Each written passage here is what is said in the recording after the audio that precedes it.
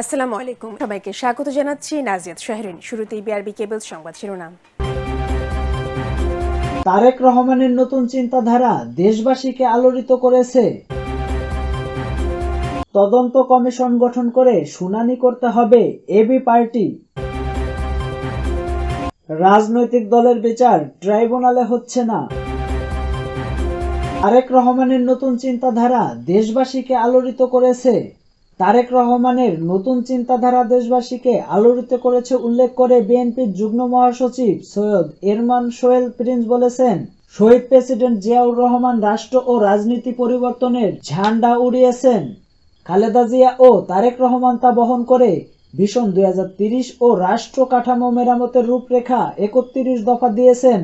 গতকাল বুধবার বিকালে কেন্দ্রীয় কৃষক দল ঘোষিত 3 মাস ব্যাপী কৃষক সমাবেশের অংশ হিসেবে কৃষক সমাবেশ ও বন্যায় ক্ষতিগ্রস্ত কৃষকের মাঝে ধানের বীজ বিতরণ অনুষ্ঠানে প্রধান অতিথির বক্তব্যে তিনি এসব কথা বলেন। তিনি বলেন, ছাত্র গণবিপ্লবের আকাঙ্ক্ষা ধারণ করে 31 দফা বাস্তবায়ন করে তারেক রহমান নতুন বাংলাদেশ ও ইতিবাচক গণরাজনীতি উপহার দিতে চান।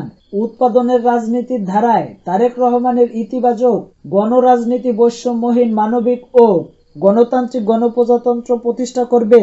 বিএনপির যুগ্ম মহাসচিব বলেন, বৈষম্য বিরোধী ছাত্র আন্দোলনের কতিপয় নেতা অহেতুক অধৈর্য হয়ে কিছু বক্তব্য দিচ্ছেন, যা ছাত্র গণবিপ্লবের মধ্য দিয়ে গড়ে ওঠা জাতীয় ঐক্য ফাটল ধরতে পারে। 28 অক্টোবর বিএনপির ডাকা মহাসমাবেশ শতভাগ সফল ছিল বলেই ভণ্ডুল করে দিতে চেয়েছে। সমাজের সকল স্তরের জনগণের উপস্থিতিতে ইতিহাসের সর্ববৃহৎ সমাবেশ ছিল সেটি। তদন্ত কমিশন গঠন করে শুনানি করতে হবে এবি পার্টি।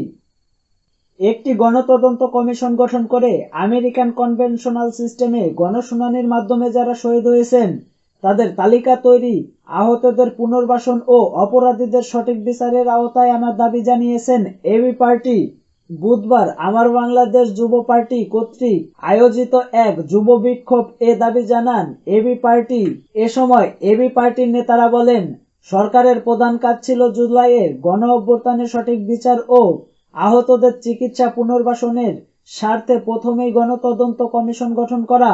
আমরা অনেক আগেই সরকারের কাছে দাবি করেছিলাম গণতদন্ত কমিশন গঠনের, কিন্তু সরকার এখনো তা করেনি। কোনো কাজের শুরুতেই ভুল করলে তখন পুরো কাজটাই আর সঠিকভাবে করা সম্ভব হয় না। এখনো সময় আছে একটি গণতদন্ত কমিশন গঠন করে আমেরিকান কনভেনশনাল সিস্টেমে গণশুনানির মাধ্যমে যারা শহীদ হয়েছেন তাদের তালিকা তৈরি করে আহতদের পুনর্বাসন ও অপরাধীদের সঠিক বিচারের আওতায় আনার দাবি করছে এবি পার্টি। এবি যুব পার্টির আহ্বায়ক শাহাদাতুল্লাহ টুটুলের সভাপতিত্বে ও সদস্য সচিব হামিদুজ্জামান খোকনের সঞ্চালনায় পার্টির কেন্দ্রীয় কার্যালয় সংলগ্ন বিজয় 71 চত্বরে আয়োজিত বিক্ষোভ প্রধান অতিথি হিসাবে উপস্থিত ছিলেন এবি পার্টির যুগ্ম আহ্বায়ক বি.এম. নাজমুল হক। প্রধান বক্তা হিসেবে বক্তব্য রাখেন এবি পার্টির যুগ্ম সদস্য সচিব ব্যারিস্টার আসাদুজ্জামান ফুয়াদ। বিশেষ অতিথি হিসাবে বক্তব্য রাখেন এবি পার্টির কেন্দ্রীয় দপ্তর সম্পাদক আব্দুল্লাহ আল মামুন রানা, প্রচার সম্পাদক আনোয়ার শাহাদত টুটুল, সিনিয়র সহকারী সদস্য সচিব এবিএম খালিদ হাসান ও মহানগর উত্তরের আহ্বায়ক আলতাফ হোসাইন। প্রধান অতিথির বক্তব্যে বি.এম. নাজমুল হক বলেন, জুলাই বিপ্লবের গণ অভ্যুত্থানে আহত ও শহীদদের রক্তের ওপর সরকার প্রতিষ্ঠিত।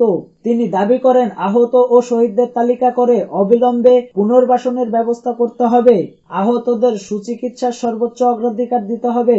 তিনি অবিলম্বে গণতদন্ত কমিশন গঠন করে অপরাধীদের সঠিক বিচারের আওতায় আনার দাবি জানান। প্রধান বক্তা হিসেবে ব্যারিস্টার ফুয়াদ বলেন, জুলাই আগস্টে দ্বিতীয় স্বাধীনতা যুদ্ধে যারা অংশ নিয়েছেন তাদের কথা যাতে দেশের মানুষ জানতে পারে, কারা এই গণহত্যায় জড়িত, কারা খুনি, তাদের সম্পর্কেও যেন জনগণ সঠিকভাবে জানতে পারে।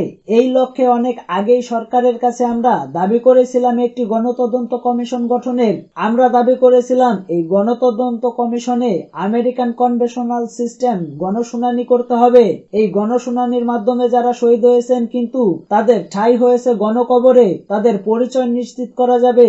এই তদন্তের মাধ্যমেই দেশের মানুষ জানতে পারবে শেখ হাসিনা ও শেখ পরিবার ক্ষমতার লোভে কিভাবে গুম, খুন ও গণহত্যা চালিয়েছে, কিভাবে তারা দেশের মানুষের হাজার হাজার কোটি টাকা লোপাট করে বিদেশে পাচার করেছে। সভাপতির বক্তব্যে শাহাদাতুল্লাহ টুটুল নজরুল বলেন, এই সরকারকে বিব্রত করতে আওয়ামী পেতাত নানান ষড়যন্ত্রে মেতে উঠেছে। পলাতক প্রধানমন্ত্রী শেখ হাসিনা টুপ করে ঢুকে পড়ার হুমকি দিচ্ছে। সব ষড়যন্ত্র রুখতে অবিলম্বে গণতদন্ত কমিশন গঠন করতে হবে। যুব বিক্ষোভে আরো বক্তব্য রাখেন এবি যুব পার্টির দপ্তর সম্পাদক আমানুল্লাহ সরকার রাসেল, ঢাকা মহানগর দক্ষিণের আহ্বায়ক মাহমুদ আজাদ। রাজনৈতিক দলের বিচার ট্রাইব্যুনালে হচ্ছে না।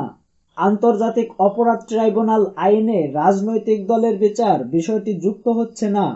ট্রাইব্যুনালে দল বা সংগঠনের বিরুদ্ধে ব্যবস্থা গ্রহণের সুপারিশ রেখে সংশ্লিষ্ট আইন সংশোধনের প্রস্তাবনা তোলা হলেও ওই বিধানটি যুক্ত হয়নি। তবে সরকার চাইলে প্রচলিত আইনে বিদ্যমান দল বা সংগঠন নিষিদ্ধের সিদ্ধান্ত নিতে পারেন।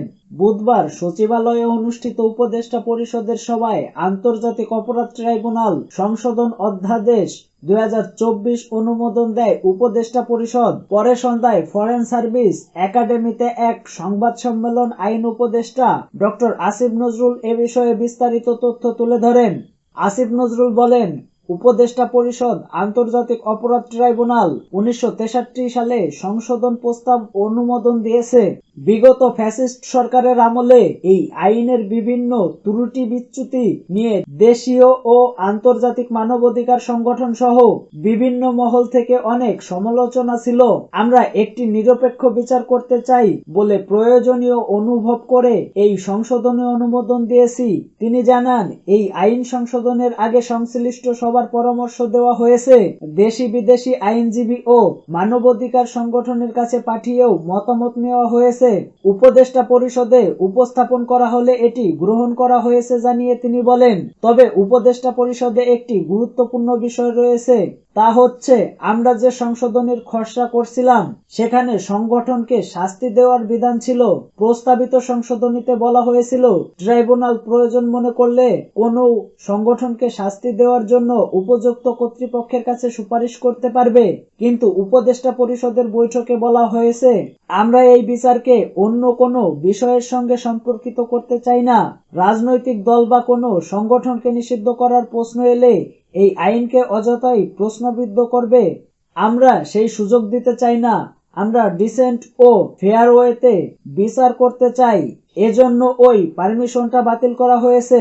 রাজনৈতিক দল নিষিদ্ধের প্রশ্নে তিনি বলেন, কোন রাজনৈতিক দল বা সংগঠন তাদের অপরাধমূলক কার্যক্রমের জন্য নিষিদ্ধ করার প্রয়োজন হয় বা সমাজে দাবি ওঠে এ বিষয়ে আমাদের অন্যান্য আইন রয়েছে, সেসব আইনে নিষিদ্ধ করার বিধান আছে। সন্ত্রাস দমন আইন রয়েছে, নির্বাচনী আইন রয়েছে, 1978 সালের রাজনৈতিক দল আইন রয়েছে। কাজেই এই আইনের এই বিধানটা নেই দেখে আমাদের এই সুযোগ আর থাকলো না, সেটা নয়। এটা যুদ্ধ অপরাধ বিচার আইনে থাকলো না, কিন্তু অন্যান্য প্রচলিত আইন রয়েছে, সেটার বিষয়ে রাজনৈতিক ঐক্যমত হলো জনমত ও জনদাবি এলে তাদের শ্রদ্ধা জানিয়ে পরে বিবেচনা করা হবে। এটা আইনের ভিতরে অন্তর্ভুক্ত করার বিষয় নয়। এই আইনে ক্রাইম এগেইনস্ট হিউম্যানিটি, জেনোসাইডের ডেফিনেশন সহ বেশ কিছু গুরুত্বপূর্ণ সংশোধন অনুমোদন দিয়েছি। রোম স্ট্যাটিউট অবলম্বন করে মানবতা বিরোধী অপরাধের সংজ্ঞা পরিবর্তন করা হয়েছে সংশোধনীতে। তিনি বলেন, এই আইনে অভিযুক্তদের প্রসিকিউশনের সমান সুযোগ দেওয়া হয়েছে, ভিকটিমের প্রোটেকশনের ব্যবস্থা করা হয়েছে, ক্ষতিগ্রস্তদের ক্ষতিপূরণ দেওয়ার বিধান করা হয়েছে। সর্বোচ্চ শাস্তি মৃত্যুদণ্ডের বিষয়ে সাংবাদিকদের প্রশ্নের জবাবে আসিফ নজরুল বলেন, আমাদের দেশের আইনে শত শত বছর ধরে মৃত্যুদণ্ডের বিধান রয়েছে, নতুন করে এটা করা হয়নি।